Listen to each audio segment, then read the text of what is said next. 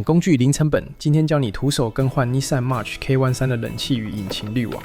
先看到副驾下方拆开白色外盖，大多数车款都在这，直接徒手把旧的冷气滤网捏出来，换上新的活性炭滤网，注意方向性，滤网面朝车头阻挡灰尘，活性炭面朝自己过热异味，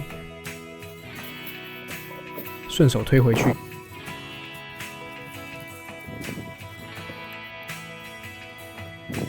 盖上外盖，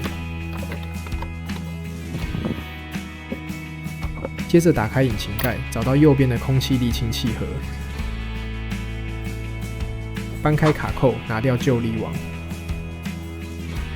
建议每5000到10000公里更换一次，车子会更省油、更有力。装上新滤网就搞定了，这样学会了吗？开启你的 DIY 道路吧，我们下个影片见。